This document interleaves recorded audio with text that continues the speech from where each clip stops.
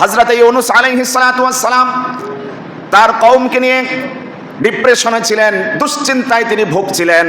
তার জাতি এতটাই নিমক হারাম ছিল, বারবার দাওয়াত দেওয়ার পরেও আল্লাহমুখী হচ্ছিল না। বারবার বলা হচ্ছিল আল্লাহর শাস্তি আসবে, শুধরে যাও, বদলে যাও। তারপরেও তারা ব্যাক করলো না, আল্লাহর পথে ফেরত আসলো না। অবশেষে শেষ সিগন্যাল হযরত ইউনূস আলাইহিস সালাতু ওয়াস সালাম দিলেন।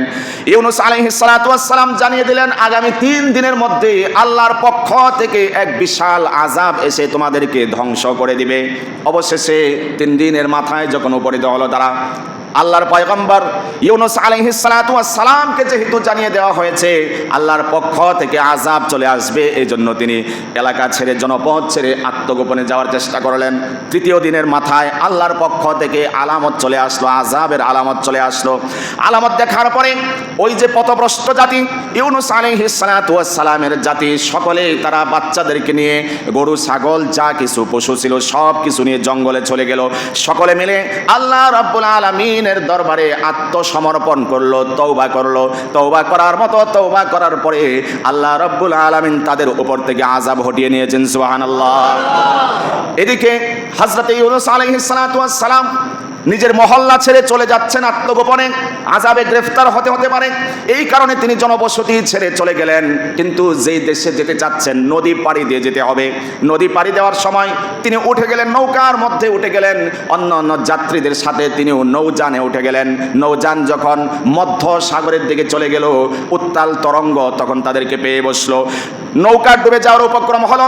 মাঝি বলতে লাগলো, একজনকে নেমে যেতে হবে, এই উত্তাল সাগরে, তরঙ্গময় সাগরে পাড়ি দিতে হবে, ঝাঁপ দিতে হবে। কেউ রাজি হলো না।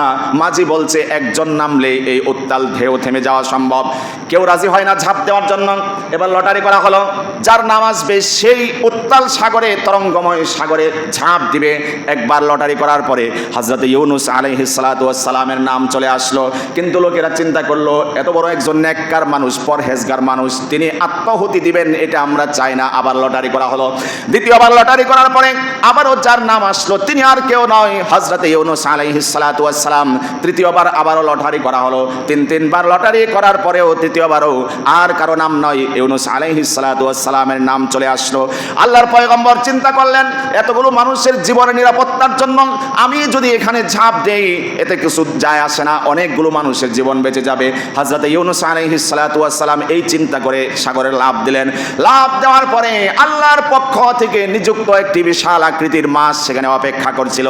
ইউনূস পয়গম্বর লাফ দেওয়ার সাথে সাথে মাছের পেটের ভিতরে চলে গেলেন। সুবহানাল্লাহ।